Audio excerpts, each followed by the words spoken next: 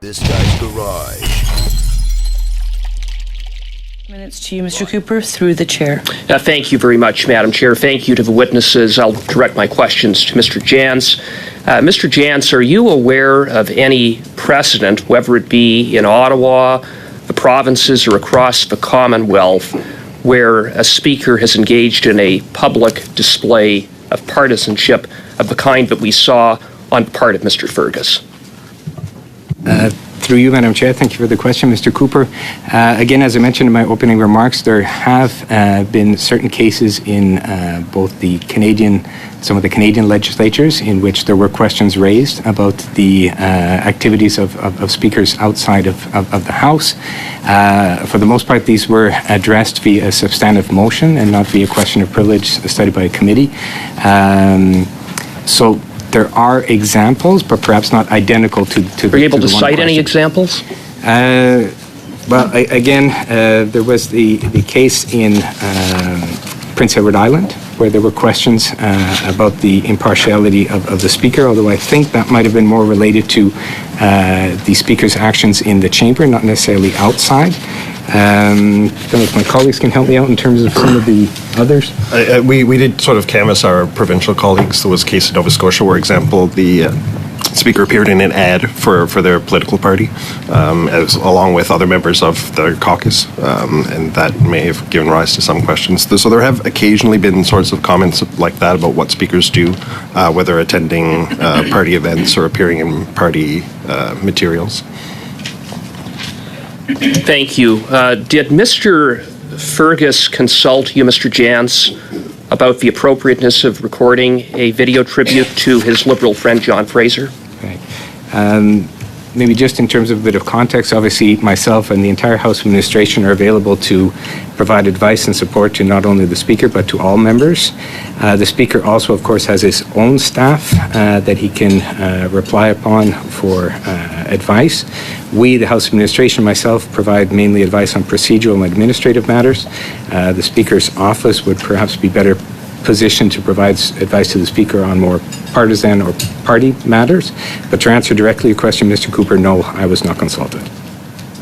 And when did you first become aware of Mr. Fergus's tribute video? I think it was the Saturday via a tweet from, actually, I believe it was you, Mr. Scheer, and that led then to some exchanges between myself and the Speaker's office. And had Mr. Fergus sought your advice, what advice would you have provided him? Thank you again through you, Madam Chair. Mr. Cooper, I think my advice would have been to probably not proceed in this manner, or at a minimum to perhaps canvass the parties and to explain that the Speaker's been invited to this event and that he's maybe wondering what he should do, and perhaps seek the advice from the parties as to whether or not he should proceed. And can you elaborate on why you likely would have advised him not to proceed? I think, again, in our parliamentary tradition, again, as I mentioned in my opening remarks, there's a bit of a tightrope that the Speaker has to walk in terms of still being a card-carrying member of a party and still the importance of being neutral and non-partisan in terms of presiding over the House and the Board of Internal Economy and the like, and that perhaps this was going a bit too far into the partisan sphere. So he would have crossed a line. Is that fair? I mean, ultimately, I think that's for this committee to determine, but my advice would have been to not see the Speaker participate in this video. Okay. At the table offer chair occupants, including the Speaker, briefings or advice about aspects of their roles and responsibilities upon their election? It's actually a very good question. It's one of the things we've been reflecting upon over the last few days in terms of lessons learned. We, of course, do, whenever a new Speaker is elected, provide both written briefing material as well as oral briefings to the Speaker and to the Speaker's staff. It's perhaps something we should add a larger section on in that briefing material on the role of impartiality. So, written and oral materials are provided and briefings to the Speaker, to his staff, and I presume that those briefings would include informing the Speaker about his or her duty to be nonpartisan. Again, I think lessons learned, that's probably something we could focus more on going forward. Again, it's easy to say looking back. I don't think there's been a whole lot of issues in the past. But generally speaking, yes, there is obviously a transition that has to be made when one becomes Speaker. And so, have there been any such briefings, yes or no? There were certainly briefings when Speaker Fergus became Speaker. And how many would he have received? And again, specific to being nonpartisan, right. etc. Yeah, no, there wouldn't have been a specific briefing on just that subject. It would have been... But it would have included that subject, right? I'm sure we would have touched on it, but again, probably not in as much detail as we will be doing going forward. With regards to Mr. Fergus's trip to Washington, D.C. last week, was that trip booked through the International Inter-Parliamentary Affairs Unit? It was. It was. And when was it booked? It's been in the works for some time, but I don't know exactly when. Is some time a few weeks since he was elected Speaker? Before he was elected Speaker? Yeah. Before he was elected Speaker? No, not before. No. Because it was a Speaker-led trip, so it would have been after he became Speaker. So, gentlemen, I'd like to put this in context. There's been a lot of information flowing around about this situation. We're looking forward to hearing from Speaker Fergus himself later today. The Speaker did not attend a partisan event. The Speaker made a video wearing the robes in his chamber, which is inappropriate. The Speaker did not know, and we're going to clarify that or not, that it would be used or shown at a political event. So there's a lot of people who've come to me and said, you know, the Speaker attended a convention. The Speaker did not attend a convention. The Speaker made a video. Is it inappropriate? Yes. Was it a misuse of parliamentary resources? Probably. You were consulted after Saturday night, after the video was broadcast. Was there contact from the Speaker's office, from Speaker's staff, from the Speaker himself, asking for advice? Through you, Madam Chair, thank you for the question, Mr. Julian. There were some exchanges starting that weekend between myself and the Speaker's office in terms of what next, which led then in large part to the Speaker's statement on the Monday morning when the House opened. So it was about the framing of the apology or the framing of the response, or was it a after the fact request for what the precedence is around impartiality and nonpartisanship? The discussion was largely focused on next steps, with the suggestion that if the Speaker so desired, could make a statement at the opening of the House. Would you be willing to share those emails with the committee today? If this committee directs us to do so, we certainly could. The Washington trip, was it scheduled under the former Speaker rota? No, this was a trip that the current Speaker initiated upon becoming Speaker. I understand he had already hoped or planned to go to Washington and then made it into an official IIA-led exchanges visit. Do you know when that trip was initiated? How soon after the Speaker's election? It was pretty quickly after the Speaker's election that he mentioned it to us that he would like to go to Washington during those dates, and that then put into motion the preparation of the trip in question. So within days? Days were, I'd say, within 2 weeks maximum, probably. We were made aware of the Speaker's desire to go to Washington. Thank you, Madam Chair, and good morning to our witnesses. Thank you for being here. I want to follow up with some questions on the Washington, D.C. trip. You had mentioned the trip was booked through the International and Inter-Parliamentary Affairs Unit. Usually when the Speaker travels, there's a delegation of MPs, one from each recognized party, that would go. Was that done? And if not, why not? Thank you for the question, through you, Madam Chair. Mr. Duncan, you're right. Often when speakers go on delegations or on official visits, they will bring a delegation composed of representatives from each of the parties. That's not always done.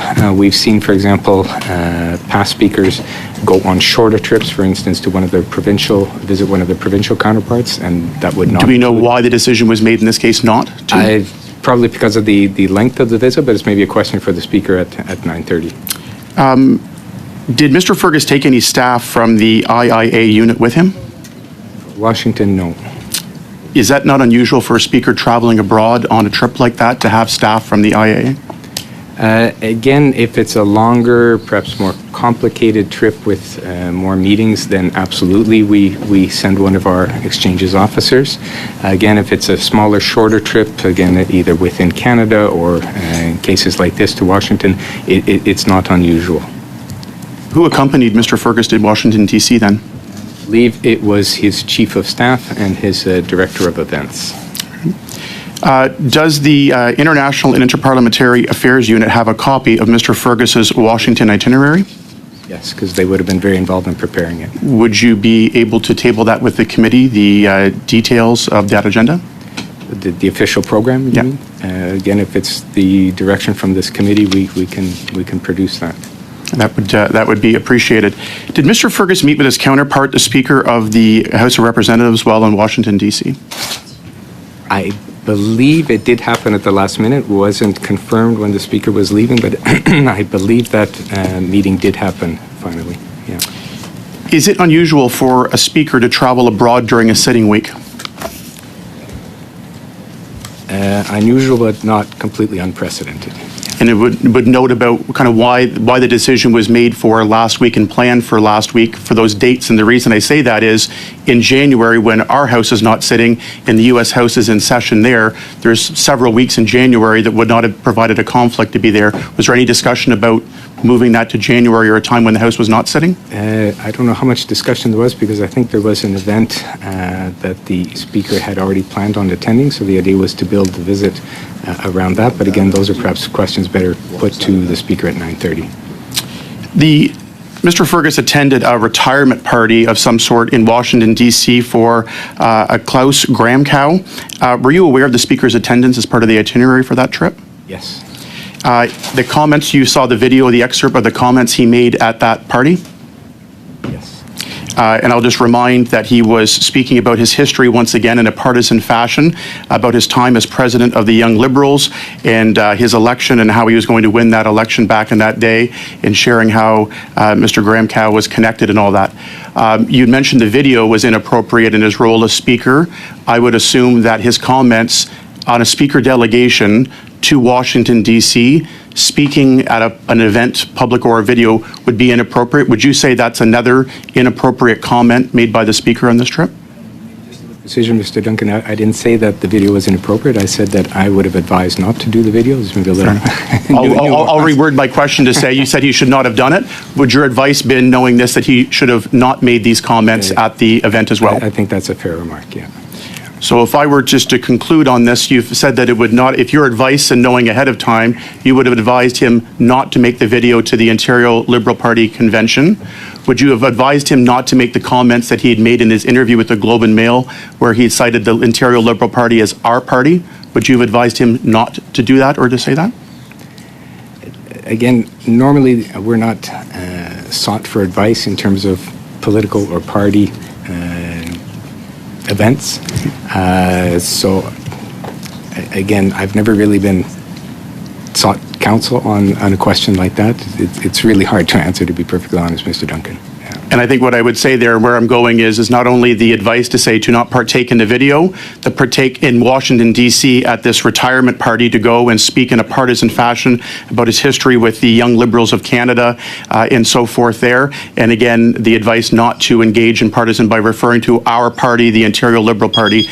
Just wanted to make sure we're on the record for all three of those challenges. Thank you. The Washington event that Mr. Fergus was to attend to honour Klaus Klomkow, that decision was made when he was not yet Speaker of the House. I think he already planned on attending that event. So he made that decision when he was in a partisan role, and then he maintained that decision to attend the event afterwards. Yes, but it was changed into an official trip, and other meetings were added to it. Other meetings were added to it. Was the trip organized by Mr. Fergus and his office? It was organized by the Office of International Affairs. Could you tell us what the Bureau's recommendations were with regard to that visit and when the recommendations were made? As mentioned, we will provide you with the program and see what the decisions were made in cooperation with that Bureau. Is it possible to get a copy of the correspondence that was exchanged between that Bureau and Mr. Fergus to see when the requests were made? In fact, we'd like to have all of the exchanges pertaining to the planning of that trip, since the trip was initiated by a member of Parliament, so someone who had a partisan role in the House. Yes, we will try to get all of his emails and all of the exchanges. Thank you very much.